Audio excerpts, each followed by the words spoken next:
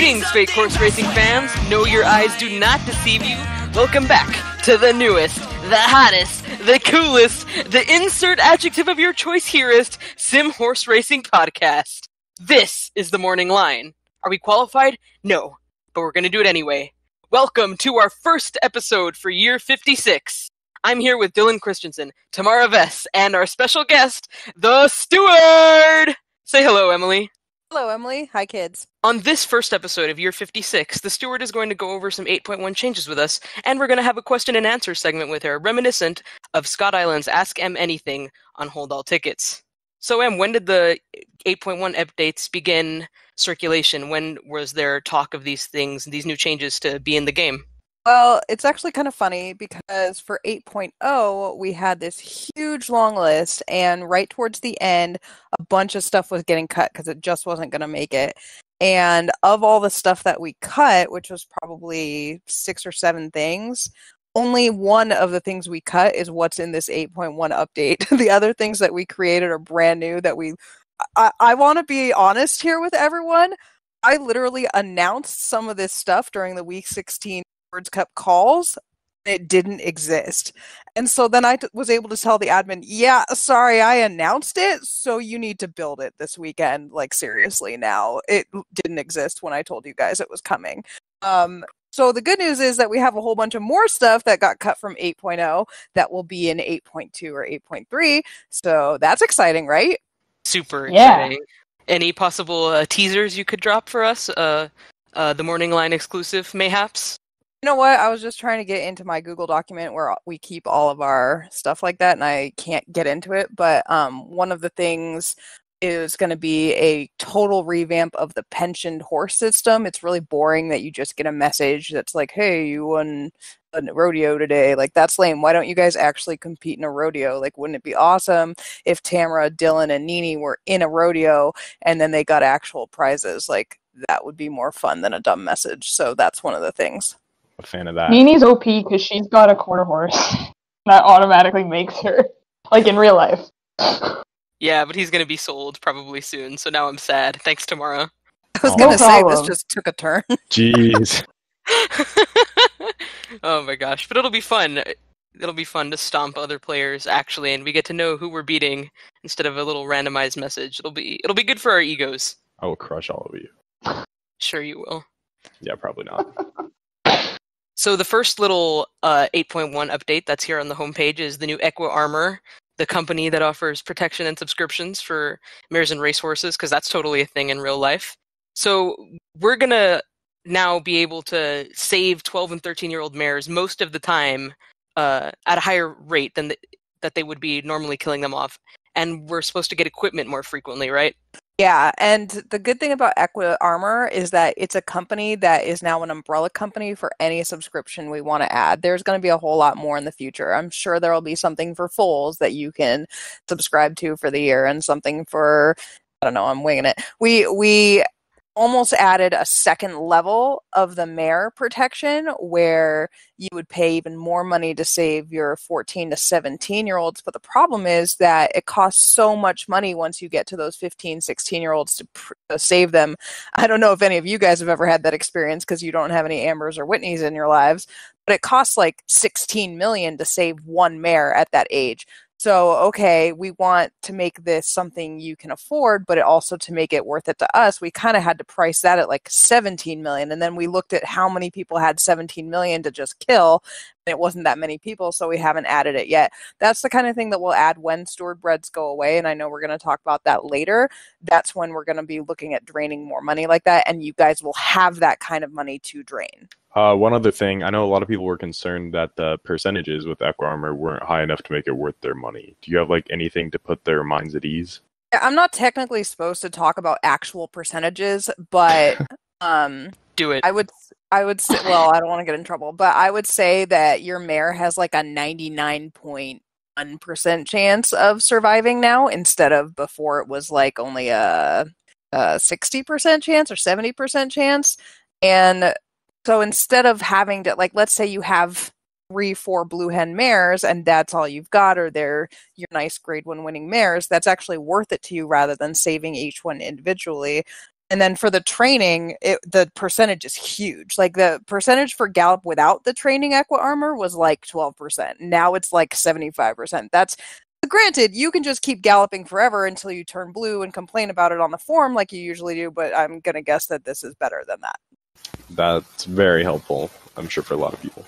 So it's not, as far as saving mares go, it's not a, like, sure thing, like, it's not a certainty, but it's as close to a certainty as it's going to be for 12 and 13-year-olds. Is that fair? Yeah, it's we couldn't make it 100% because we do need the horse population to go away, but I would say it's very, very, very, very unlikely. Of course, it'll happen to the one grade 1 winner in someone's barn, and it's going to be dramatic. But hopefully that doesn't happen. When Seasons of Love dies at 13, I'm going to be very upset. Just and you've paid hey. for the subscription and stuff. It's going to suck, but yeah. All right. The second thing that got added with 8.1 was a fun, nifty little thing called barrier trials that's going to give routers and milers the ability to not just sit there and take up space in your barn for the first couple of weeks of the year. Could you tell us some more about that? Yeah, the idea of barrier trials was kind of born out of someone's suggestion of why can't we race our routers week 1 like we used to do in the old sim back when, we were all a lot younger or you guys didn't exist, was routers could sprint, and unfortunately you guys have completely obliterated that. Like, we would have to do a total revamp of the way horses have coding now because it's been so bred out of them. Before, you could run your Derby horse debuting 5 furlongs week 1 and they would be competitive solely because they were classy. That's just not realistic anymore. So this idea of being able to find out who the best horses in the crop are without routing them kind of had to do it this way, where it was a whole new level playing field, basically. So I was explaining to someone earlier that it's like a 2 furlong barrier trials for sprinters, a 3 furlong barrier trial, or 4 furlong is for milers, and 5 furlongs are for routers. And this way, why wait 10 weeks to find out how good your horse is? Run it this week. Like, I would think that'd be awesome, especially given that it makes your horse either just under totally fit or totally fit. It gives them all the experience and confidence they need to be really effective when they do make their debut. It's a win-win for everybody, I think. So you can't lose any confidence with barrier trials, but you can gain it, correct? Like, it's not going to hurt my horse's confidence. Yeah, so why wouldn't you want to do that when you cannot lose confidence? You can only get your horse as ready as possible. Like, it's absolutely a great thing to do. Plus, I just think it's fun. Like, who wouldn't want to run their routers early? I know I've said that, but I just think it's awesome. No, it is awesome. So As then- someone, as someone who has routers, and I think of a pretty good one, it's going to be really fun to have him going week 1, so I can actually see how he's going to do instead of waiting those agonizing 10 weeks where I'm pulling up my hair and stressing out about what his future is going to be like. So then, also regarding trials, will you be able to ask the jockey to confirm equipment? You're saying like if you do 5 trials or whatever it is? I don't remember how many the Ask the Jockey is, but Yeah. technically no, not at this time because they don't count as starts. But that's something we could look at adding somehow if we can keep track of how many they've had. Clarifying Cool. sorry, Tamara. Clarifying a fitness question. You said this gets horses mostly fit or fully fit? Like, you know how I had all those bunch of horses that never ran for like 2 years because I went on a sabbatical? If I ran one of those in a barrier trial, would they be at full fitness, ready to go in their first start after that? Probably those horses would be the ones that are not quite fit. They'd be just underneath. But let's say you galloped them one time and then ran them in a barrier trial. Then if they ran a week later or 2 weeks later or whatever it is, then they'd be 100% ready to go, yeah. But for horses that have been off for a long time, this is exactly what you need. Instead of galloping them every 3 days until they finally reach that thing, just run them in one barrier trial and now you're fine. It just is a lot faster.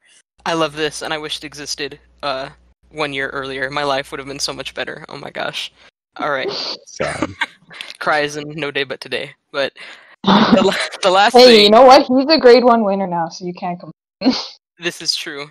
The last thing is delayed pensioning, something that owners of top-tier stallions or lower-tier stallions across the sim are singing praises for. We're going to rejoice forever about this, in which we're going to get a personal message, a PM, sent to our account when one of our stallions is set to pension, and we'll have the opportunity to say, yes, let me pay this fee and extend his fertile lifespan by another 72 hours. So that's going to be super cool, and I'm really excited to see how that's going to change the breeding game in the future.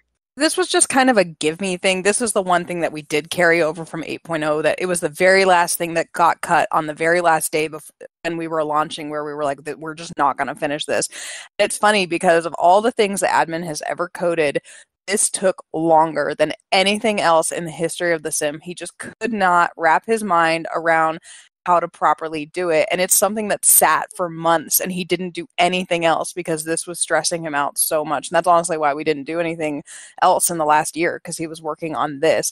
In the end, it's the thing that I think everyone will appreciate. It wasn't a fun thing to wake up in your stallion's pension. Now you wake up and you get to make that choice as an owner breeder of, yes, I want this horse. This horse is valuable. I want to be able to continue breeding them. So I think this is a great change we've made. Oh, 100%. I have to agree with that. Yeah, you would have to think how much bigger, like, for example, James Dean just got pension. You'd have to think how much bigger his full crop might have been if we had this when he's no longer around. Or, well, he was around, rather. He would have had, like, 300 foals even at 150 grand a pop. Oh, my gosh. That would have been crazy. And then, I know you said on the forum you can, or not on the forum, rather, in your Steward's broadcast, it might be a good idea for people to slash their stallion's fee in order to get people to breed to them more. You said, for example, of a horse that normally stands for 100,000, throw him to 50,000, hammer him. But maybe the opposite strategy would also be cool too, saying this guy only has X amount of time left, double his stud fee. Sorry, suckers, you shouldn't have waited, kind of thing. Yeah, I think it works either way. I was talking more about, like, let's take a Conqueror, for example, whose fee has been slashed for this year. He's got more millionaires than most horses. He performs just as well as, like, a Kingdom Come type, and no one will breed to him. Like, you just can't get people to breed to him. So for a horse like that, say, hey, look, he's one of the best stallions in the game. You've only got 3 days, and he's on sale. I think that would get your 100,000 back easier than if you were begging and then the horse suddenly just disappeared. Versus, let's say Kingdom Come had this happen. He's already established. Every player adores him. You could double his fee easily and become rich. You hear that, guys? This is like palm reading. They're looking into a crystal ball. Beware. He threw me. The one foal I bred from him this year was a productive, so I don't adore him right now.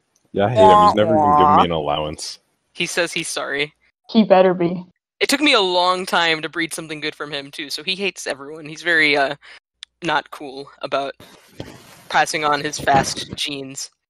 Anyway, that was a very fun chat about 8.1. I think this probably answered a lot of questions, and we do have more that I think that might overlap with 8.1 in our question and answer segment, which I'm very excited for. I think it's been a long time since you've done a question and answer. Yeah, it's something I used to do with Scott, and at first when you guys asked me if I wanted to do that kind of thing, my gut reaction was no, that's something sacred I do with Scott. But it's really some of the best nights I had in the sim was recording those podcasts. I think it would be a great way to honor his memory to do it again. So let's do it again. Ain't that right? And I was just having this conversation with Tamara. I don't think we want to call this Ask M Anything out of kind of reverence for Scott and hold all tickets. It feels like something sacred that can't be touched. So for the time being, it's just kind of question and answer with the Steward. I know Tamara also threw out M's question corner or mailbag segment for M. I don't know. Yeah, because I'm not original enough. I steal names from other places. So. Of course you do. Yeah, thief. You know it. But we can figure out the kinks later on. But what matters is we're here. We have some burning questions for you that people are dying to hear about. This Google form was only up collecting questions for less than 24 hours, and we got almost 30. And we're going to go through all of them today. Let's do it. I'm ready. Let's do it. So first question that somebody asked, are there any horses you look forward to seeing again once you're able to go back to the track in person? Yeah, horses. I really am struggling not being allowed at the track right now. Daily Racing Forum, who I work for, is not considered essential when it comes to photographing horses because each track has their own photographer. And I've moved, so it's not like I can just pop down anyway, even if it was allowed. So I actually haven't laid eyes on any horse for 2 months, which is the longest in my entire life.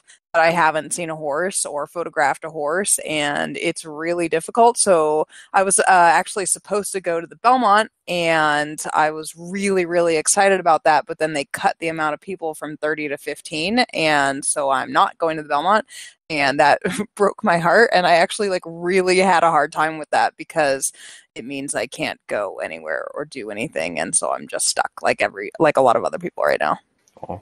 Yeah, and even though like this is your corner, I'm going to interject.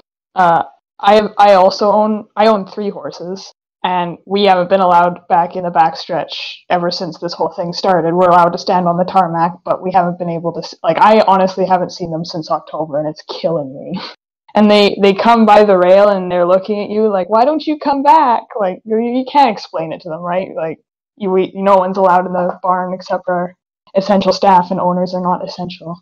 One of my best friends has a farm, and whenever I'm having a bad day, obviously not anymore because I've moved, but she would be like, just go pet a horse nose. And there is something about it. It's something about your soul, and that's something people have written about for hundreds of years, right? Oh yeah. Yeah. They're good therapy for your heart, I find. But alas, What? we just play with pixelated ones. That is true. They still give you a rush, though. So next question is a suggestion. Is there a way we could get something at the end of the year where we can trade or exchange mares? This comes from the chat room, so I'm assuming it's a mare swap thing. Yeah, I understand what people have asked for this before. I think they're talking about like a page where you go and it says these mares are available, then you make an offer on a trade and then people can accept it. And that's something that other, not just horse racing games, but other games have like a trading post kind of area. And that's just, there's so many different ways for you guys to communicate that yes, it's talked about, but it's very, very low on a very, very long list. I think that's totally fair. That'd be kind of sick, though. Anyways, next question. How is a horse's improvement rating passed down through breeding, or is it just totally random? So it used to be just passed down through breeding. Like I remember Hold Above was the champion of horses that developed later. And the problem with that is that it started trending too far one way, and we actually had to intervene. So it wasn't that every horse in the game was a late bloomer or whatever it was. And so we've added some randomness to it. Which is probably more realistic anyway, but so both is the answer. That makes a lot of sense, honestly, with all the new stuff coming in. Question number 4. What would you consider to be some of the biggest game changers that have been implemented in the modern sim era, meaning about the last 20 years or so? I was looking at this question and trying to figure out what the heck I was going to say in answer to it, because for me, one problem is that it's all one giant time. Like, I have no idea. Like, we're almost to the point where, we are to the point where you could be talking about 20 real years, and I don't really like all of it. So the biggest thing I guess I was going to say is the exchange, because it lets players who don't have real life money get game points, which is really good and makes people really happy when they trade it for sim money. Like, it's something that people were doing behind our backs when it wasn't legal. There was actually a huge blow up. I don't remember who the player was, but he got banned, who was literally having people send him checks in the mail, and then he would give them sim horses, which is super not okay, and it was really bad. And so, you know what? Let's just take it into our own hands. Let's put up our own exchange. It has been totally used every single day since then. Does the page still say it's in beta mode? Because it's been like 15 years, and that's ridiculous. No, it doesn't say anymore. Yeah, no, it doesn't say it's in beta. Well, it did though. For like 10 sim years, it said it was in beta. It was stupid. We just never got around to getting rid of that. This thing has been implemented for 3.5 real life years, but it's still in beta. Exactly. Yeah, still testing it. Stuff It happens. was going so well that we just forgot it existed, basically. So this next question goes back to barrier trials.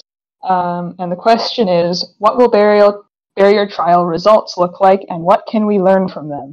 So barrier trials exactly like a race. You get a post position. You can use equipment to affect the results, which is the same as a workout too. You will get a final time, which is a little bit different than a race, because before, if you're last place in a race, you won't get a time for that. But a barrier trial straddles the world between workout and race, so you will get a time for being last.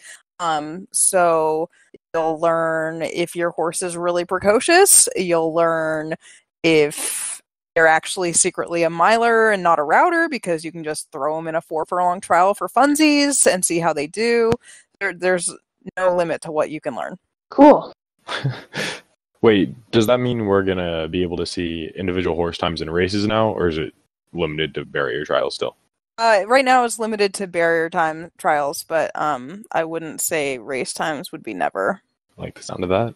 That could be a subscription. You could subscribe to Simtrackus and get your times or something. I like it. All right. Can you elaborate a little more on how steward breds are going to be phased out of the game? So the phasing out of steward breds is something I do not want to do, but it's not worth the hassle, basically. It always causes drama, and it makes people unhappy, and it's not fair, and whine. And I actually think it has been, over the years, a very fair tool to get people of all different... I mean, obviously, if you're brand new and you have no money, it won't help you. But people can spend a low amount of money relatively on steward breds when they're relatively new and end up with a gold mine, and that's something you can't breed when you're that new. You just can't get that kind of quality. So how is that going to happen now if we get rid of steward breds? So it's still a really difficult conversation. It's a difficult topic. The idea is that I haven't been accepting any mares over the last 2 years, so I haven't bred anything new for myself, and I've been selling 30 to 40 mares a year, which I was doing anyway, just because they annoy me. And then I just won't buy anything new. And it's so hard because I get offers from people with Stewards Cup winners or just really nice mares where they're like, I'll give you this mare. And I'm like, I can't buy it because I'm supposed to stop. And it's really hard. But yeah, I figure I'll be out of mares in the next 8-ish years. And then I'll just be done. That's a really good estimate, because I know people... someone said, I gotta go buy a steward bred in this TBS auction that's up right now because I gotta get one before they're gone. And I was kind of like, I feel like it's gonna be... We still have a little more time before they're completely gone, so it's good to have an estimated confirmation time of when they'll be phased out, or rather when new ones will not go to auction. Yeah, it'll get smaller and smaller and smaller until they go away. Like, there will be auctions for a while still, but they'll be harder and harder to get, and I'm sure the prices will be more and more expensive, but I figure you've got about 5 years until you start seeing that happen. So then I'm just going to piggyback off this real quick. So are all new real-life studs going to be owned by you now, the ones that you bring in the game? That's the idea, because again, I liked the idea of people being able to stand them, and I don't know, this is why we can't have nice things. It didn't go really well because people would hoard them or not let other people have the bloodlines. And so, you know what? I'll just stand them and you guys can just pay the fee. That's a good money suck, too. Yeah, I like that a lot as a money suck. As a follow-up to what we were talking about right now, do you think it's out of the question that, like, steward breds may be still a recurring thing? Like, are you going to be done forever? Do you think there might be special opportunities in the future once they're phased out for players to get some? I was actually thinking about keeping a band. I haven't run this by you guys, meaning the sim in its entirety, because I'm not sure if I want your input, but I was thinking about keeping a band of 15 to 20 and having those go up for sale, and thinking that as the amount of money in the game grows, that I could sell those yearlings for 50 million a pop, which is honestly what it used to be back before the sim took its break from year 16 to year 17, or something like that. Yeah, 16 to 17, 15 to 16. And prices were that big because people just had that much money to spend, and that way at least it was still being drained without completely affecting the entire horse population. All right, question number 7. How come some mares produce more consistently than others? For example, some blue hen mares throw 1 or 2 stakes or freaks, while others throw non-stop freaks even if bred to the same stallions. How is that possible? Shouldn't all mares have an equal slide each time they're bred? No. Do real-life mares have an equal slide each time they're bred? Obviously, they don't have a slide, but they kind of do. Why is a personal ensign a kind of mare that threw 6 stakes winners and 4 of them were grade 1 winners, and her daughter threw only 1 grade 1 winner? They were both high-class mares, and, they weren't the same horse. That's not how genetics work. It's just not how it works.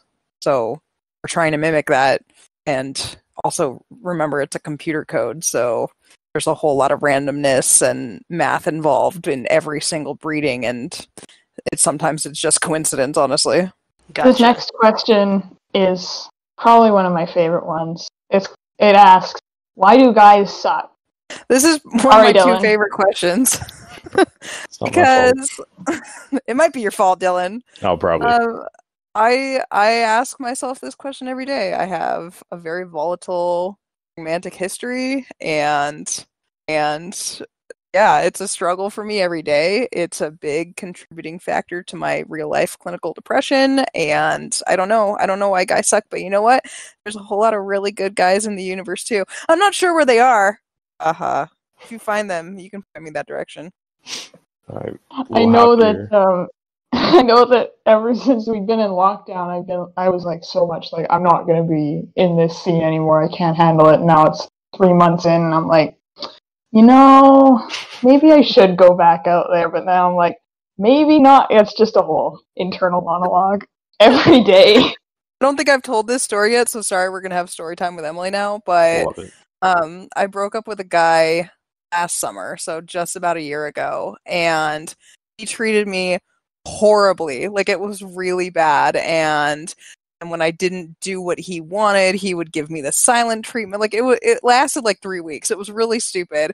And I blocked him on everything, or so I thought, and 10 months later, he found me on WhatsApp. I didn't even know you could do that, and he was like, why would you block me, and why don't you want to get back together with me? And so I told him I was engaged, and he was like furious and calling me names. I'm like, is this helping? Like, why would you take the time to do that? And I'm not going to be like, oh, you're right. You know what? I should get back with you because obviously you're Prince Charming. Like, what is that? Yeah, obviously, you can have a level-headed discussion about serious things.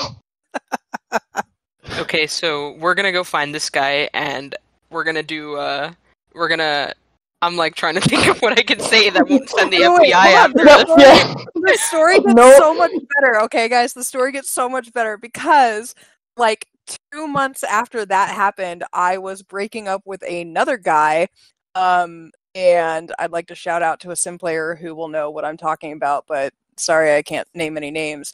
I was breaking up with another guy, and guy A walked by the car window while I was breaking up with car B. And so I'm in the middle of this whole speech, and like, we can't be together, and this needs to end. And I was like, holy crap, there's James. He's literally outside the car. Like, what? That's a real story that happened to me. So clearly I need to write a book. That's like sitcom level entertainment right there. I mean, not entertainment for you, because obviously that's horrific, but like, oh my gosh. It was bad. It was really bad. Like, I knew he lived in that area, but I didn't like make the connection that he lived like a block away from guy B. So yeah, it was a thing. That's some big yikes right there. But you know what's not big yikes? Beagles. Why do you love them so much? I can't even tell you how much I hate beagles. Like, I love all creatures, great and small, except for creepy crawly ones and beagles. And so I live maybe 35, 40 feet away from my parents. I'm in their guest house, and they have 2 beagles, which I used to complain about all the time on the broadcast. And now, every time I walk over there, they start baying. Every time. I go over there 7 or 8 times a day, they start baying at me. And I'm like, God, it's still me. Every time. You can hear them in the middle of the night. My mom has apparently started putting one to sleep in her walk-in closet because he won't shut up in the middle of the night because he's a beagle, and beagles are the worst. All right. Over the course of sim history, which broodmare of yours has been the most surprising in terms of success? And then vice versa, which has been the most disappointing? I would say some of my turf milers. This is going to sound really horrible and elitist, but here we are. I've had 2 turf miler mares. Once you say Kokoro, and I can't remember, see, this is so bad, I can't remember who the other one is, where I had no idea that they were producing like they were. Like, I found out that they had multi-millionaires each, like maybe 4 or 5 millionaires each, and I didn't know who they were. And every year I would be like, oh, I should sell that mare. I don't like that mare. And I'd open it up and I'd be like, oh no, this is literally one of the best mares I own. So yeah, that's the thing when you're me and you have too many mares, I guess. Any dirt router mare from the Maryland Million line that didn't produce 100 millionaires is my least favorite mare, and they all were disappointing. Okay, so next one is kind of a wide-reaching question. How are the winners of a sim race determined? Is it random or is it determined by a variety of factors? I'm kind of surprised by this question because if everyone thinks it's random, then they don't really get it. There obviously is randomness in it because how else would a 92-1 shot ever win the stakes race at Santa Anita on Saturday? Like, that's not normal. That's something a computer wouldn't understand unless you programmed that kind of thing in occasionally. But no, it's a whole bunch of factors. It's literally a formula that is luck, which is whether or not they break well from the gate, post position, plus jockey, plus equipment, plus fitness, plus experience, plus confidence, minus tiredness, minus unconfidence or whatever, equals, times random equals finish position. Like, it's an actual mathematical formula with tons. It's a very long formula. Interesting. Impressive. Sounds like it was really fun trying to code that. Well, we add stuff to it occasionally. I mean, we haven't for a really long time, but the I don't know if it was fitness or something, maybe like 15 sim years ago, we had to change the formula to add that in, and it's not as like, first we have to make it a field on every single horse page in the database, and then we have to add it into all sorts of different training algorithms, and then we have to add it into the code for results, and then we have to make sure it's working and we don't break everything. So yeah, That's definitely a lot. Whole process. Question 12. Why are all my horses so slow? here's Good the thing we thing. submitted anonymously, hey? If this was Dylan who sent this It's question, not me. the answer is because your horses hate you. No, I Ooh, don't where's know. that going? Breed better horses. Like, not all of your horses are slow. It's very rare that there's a person in the sim with 100% slow horses. So get back to me when you're that person. I feel like that might have come from a new player that has not been around that long, that hasn't been able to obtain anything semi competitive in upper echelon stakes races. And if so, just hang in there, man. It'll come. And honestly, if you're a new player, don't be afraid of the vets, because they will lease stuff to you if you ask them. Some of them have a lot of nice horses that they just don't have time for. The new player stuff's cool and all, but I bet it was Pete. Like 99% chance. Then, Pete, it's because your horses are mad at you. He's so mean to him. Stupid Dirk Proven, how dare he only win one major turf sprint race? Right? And only be a beast in the shed. Alright, what is the number scale you see on a horse's page? This is a big one, by the way. Is it 1 to 20, or does it go on in decimals as well? And one time, I think you said Buckingham. I think the person who asked this actually said it was Birmingham they meant, had the highest number ever. Who is it now, and which broodmare or sire has the current highest breeding number? You probably can't answer some of that. They did mean Buckingham. They originally said Birmingham, and then they meant Buckingham. Got it. So I remember when Buckingham was racing, and he was a 14.2 at a mile and a quarter out of 20, and that was crazy high numbers. Oh my gosh, that was so good. He was the best horse ever. And then Sydney was the first horse to pass 16.0 at a mile and a half, and that was really, really good and awesome, and he was the best horse ever. And now I'm starting to see a couple of 17 point somethings per crop. I know Prodigal Son is I want to say he's a 17.1 base rating at a mile, and he just set a world record. So Wow. Who is currently the highest? I'm not going to answer that, but I am going to say Fearless Spirit, that turf miler that Laura retired, for breeding numbers really surprised me. I didn't see him coming. I didn't know he was going to be any good. And then his numbers are, as his hypos show, extremely good. So that was a surprise to even me. So then, do you not know when the when a horse is born, you get the raw ability numbers, I guess, but then do you not know what the breeding numbers are until they retire? Or? Yeah, I can look it up, but it's a whole different section, and it's hard for me to get into, and I have to be, the admin doesn't let me see things because he doesn't want me to be, clairvoyant or let things slip, and so I have to literally be sitting next to him and be like, hey, I really need to plan who my mares are, let me see these 2 stallions, or something like that. It's literally like I'm on a leash. Do you get a ping, say if you, a ping if, say, a horse that has super high numbers is born into the game? Is that like a thing, or do you have to discover them on your own? I have to discover them on my own, and I do spend a fair amount of time searching through babies just because I'm curious. I don't normally look at foals, but when they're yearlings, I'll search through. Like I'll look up Beanie Hunter 1-year-olds, and then I'll just page through them just because I'm curious as to how things are going.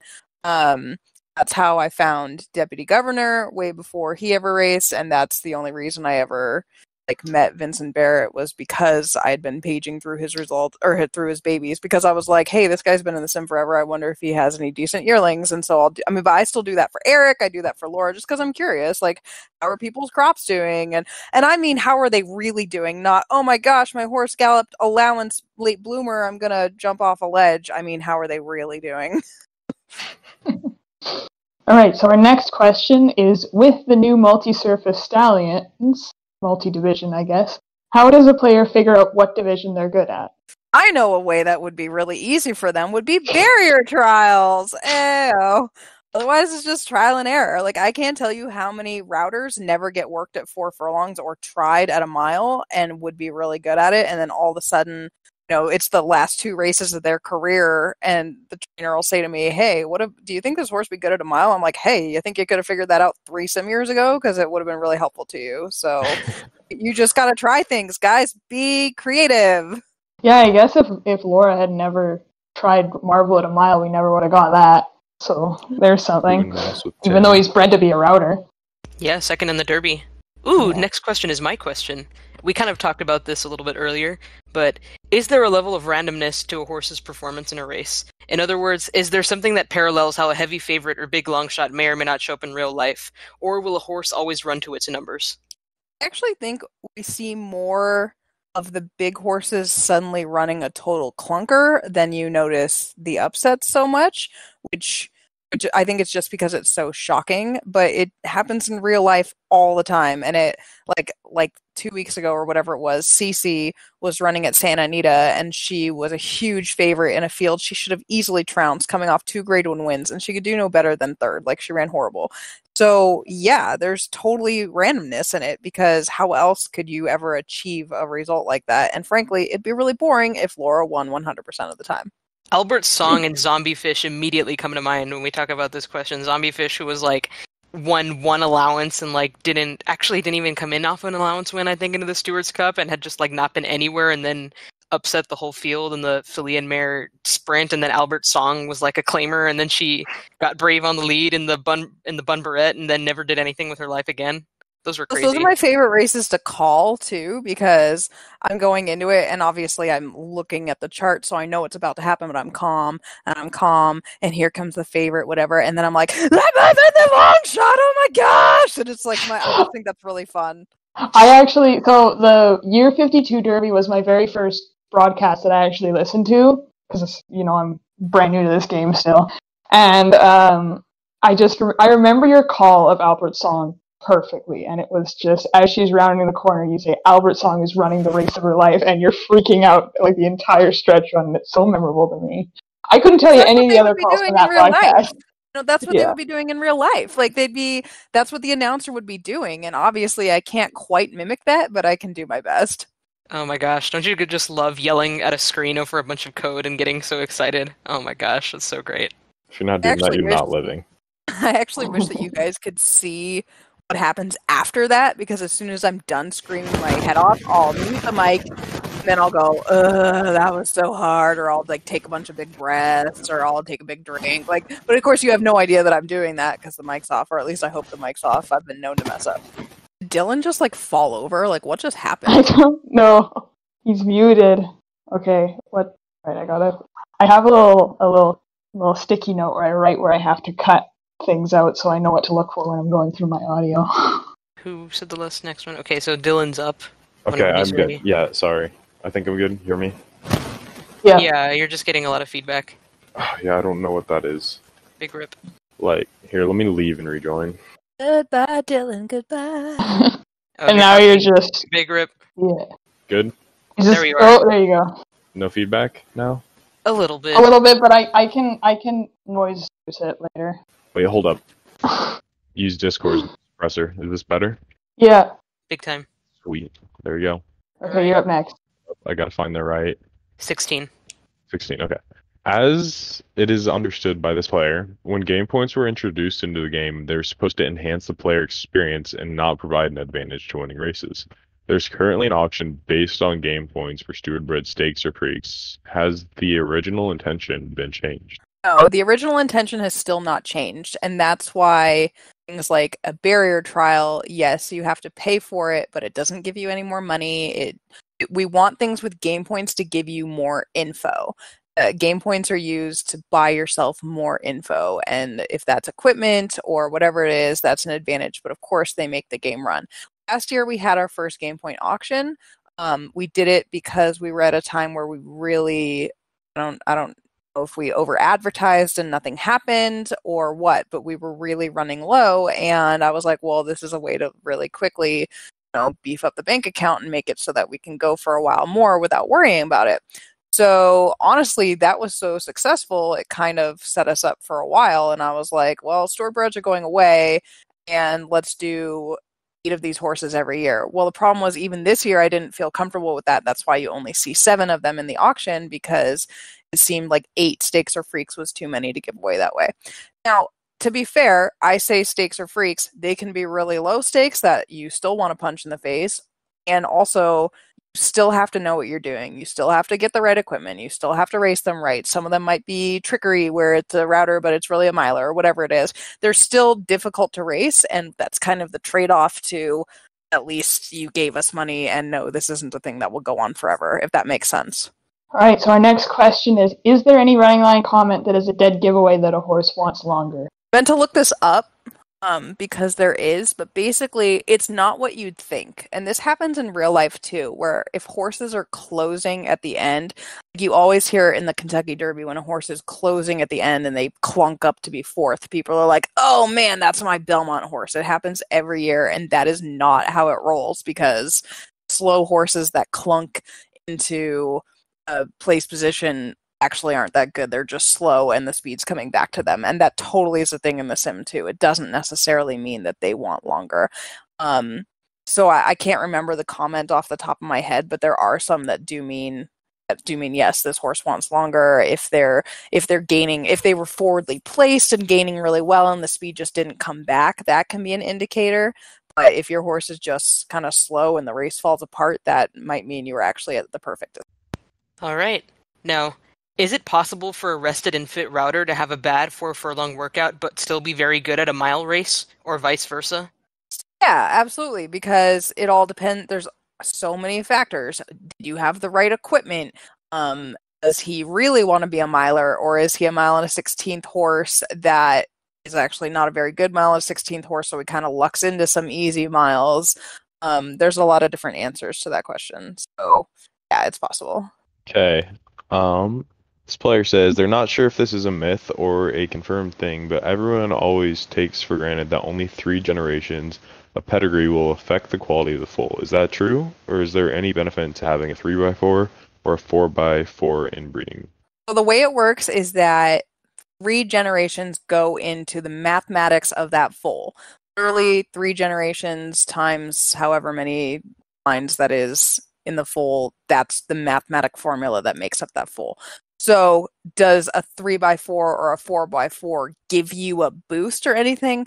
No, but if you look at it logically, the 3rd horse in that generation before the 3x4 was affected by the horse before it, and so it's still worth doing because, I mean, you don't get an added bonus for having like a 4x4, but does that make sense? Like if you have Northern Dancer 4x4, at least you still have Northern Dancer running through it mathematically. Makes a lot of Yeah, sense. that makes sense. Yeah, it does. That's also really helpful in terms of like breeding stuff, because I've crossed mares and stallions where I see, oh, this is 2x4. I don't want 2 by anything when I breed, and now I'm gonna be like, oh, 2x4 doesn't matter, and I'm still gonna do it, or like not not that it doesn't matter, but that by 4 on the other side of the pedigree isn't gonna necessarily clash with how close the stallion or the mare is on the other side. I don't Yeah, like if things you- 2 if by you- anything. All right, go ahead, Tamara. Oh, I was just gonna say if basically if you were to do a 2x4 to a 2 mile long stallion, then you wouldn't necessarily get a foal that wants to go 17 miles, unless I'm reading this wrong. Well, you actually probably would, because if the Grand Dam is by the 2-mile stallion and she wanted to go that long, then yeah, that would be a factor. But the horse itself doesn't factor twice when you're that far out. Oh, okay, yeah, that's more what I was along the lines of. Okay, that's really useful information for all you fun breeders out there. Feel like giving us any hints on how to avoid bounces? Rest. The art of rest has gone away. The way that first class shipping and all the amenities and all that makes it so that you can run more often, and people are totally digging that, and they're picking up on that, and they yes, that's the thing we want you to be able to do, is to run more often and stuff. But the art of rest is a whole science that people haven't really cracked. The art of giving an extra week off one time in the year is still a very real thing that a lot of horses need. So you gotta keep that in mind. Food Mouse's win in Saudi last year, or wherever he did, kind of shows that, I feel like. Yeah, Saudi. With the addition of the improvement comments, I'm finding a crunch on my stable at the age of 4 where I have a hard time finding races for my horses. There tends to be either too few options, especially in claiming races, or I always have more than 2 for a particular race. Is there any thought of lowering the greener pastures requirement to 4, or conversely expanding the number of claiming races? Also, the way I read that made it sound like I was asking that question. No, that question came from a player. We're not lowering the greener pastures requirement because obviously we want to reduce money in the game. But the reason that there aren't a lot of races is there used to be. And we used to card a lot more conditions than we do now, like a lot more starter races, a lot more classified allowance races. But they went away because of the way the system works. It cuts out races that aren't used, and over the years, people were just giving away anything that wasn't allowance or above, and they weren't holding on to anything that might be a late bloomer. Well, now they do, and all of a sudden you don't have enough races. So yeah, we're going to have to totally do a pass and put back in a bunch of races that used to be there in year 20 or whatever that got cut out, because now your guys' strategy is starting to change, which is good. We want that, but also it means that we need to... With companion animals and first-class shipping, would it be possible for a horse to be too well rested on 2 weeks rest? Pass? No, like too well rested isn't a thing. There's like a maximum rest amount, but then you start losing fitness at a point. So 2 weeks isn't that point. So once you're completely rested, you won't automatically start losing fitness, right? Right. So it's a really careful give and take of, now you're rested, you need to run or do a workout or something, or your horse is gonna become a fat, lazy blob, basically. Alright, so our next question is, why can't we have speed figures above 100? With a smiley face. I would love to have speed figures above 100. It's just not coded that way. We could do a fix, like that could be a thing we do, but again, it's one of those things that's not high priority, so we don't do it, but we could if we wanted to make it a priority.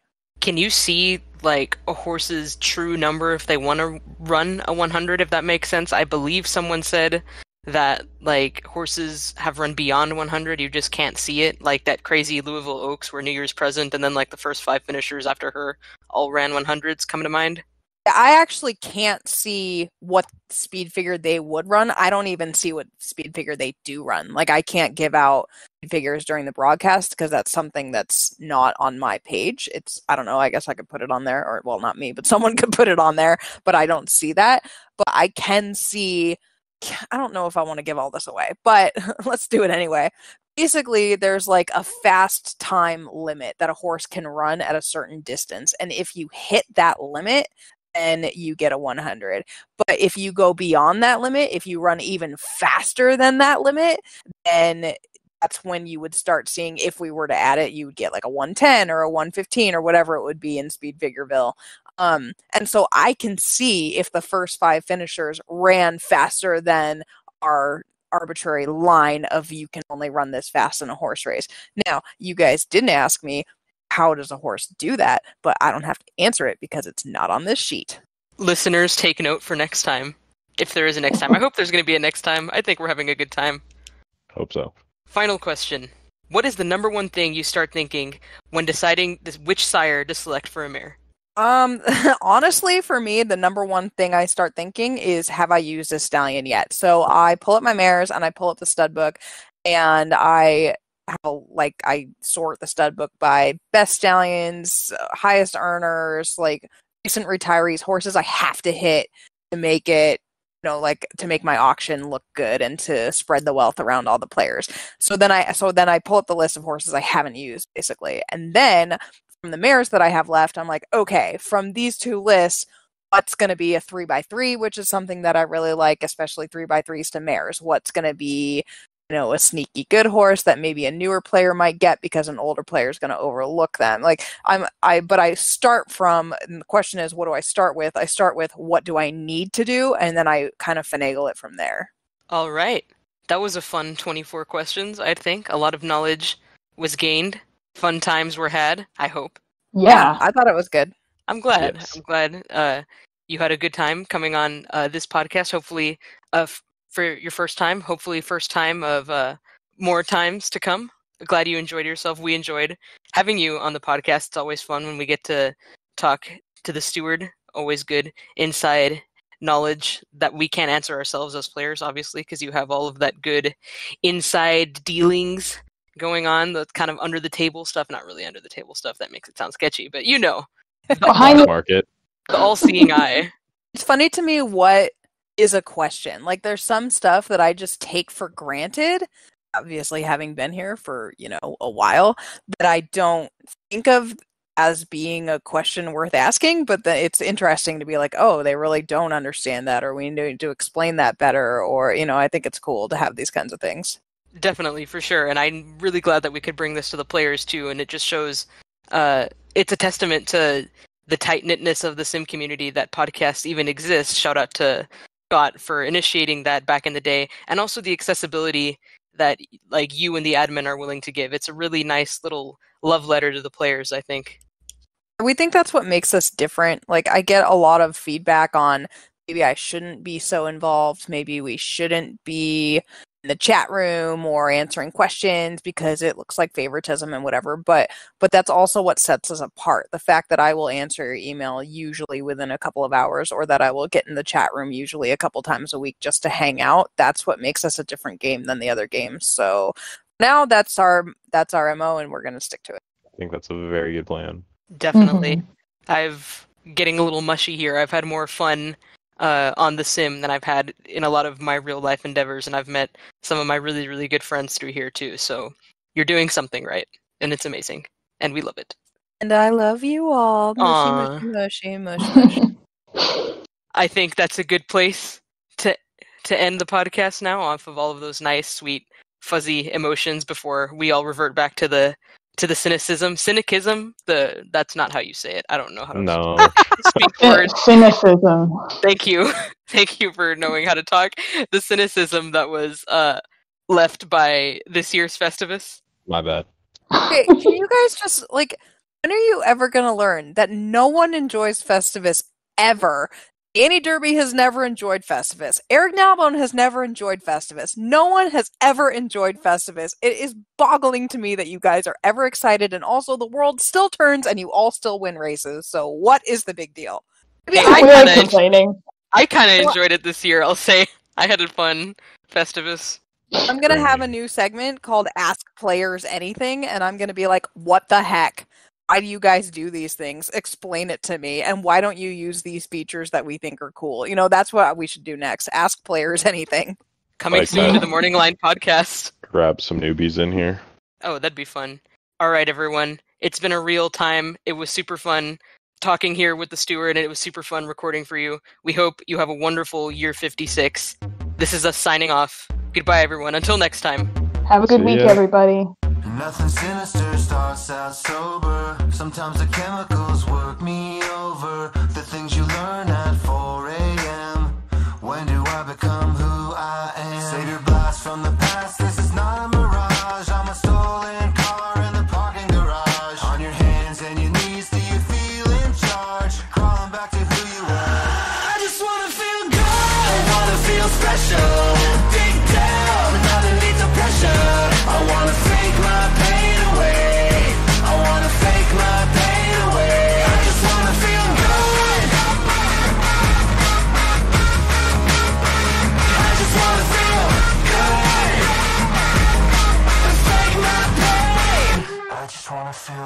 I just wanna feel good. Where's the time go? Here comes the heavy load. I got 2 houses and a hungry ego. Hard to make the best of a good thing now.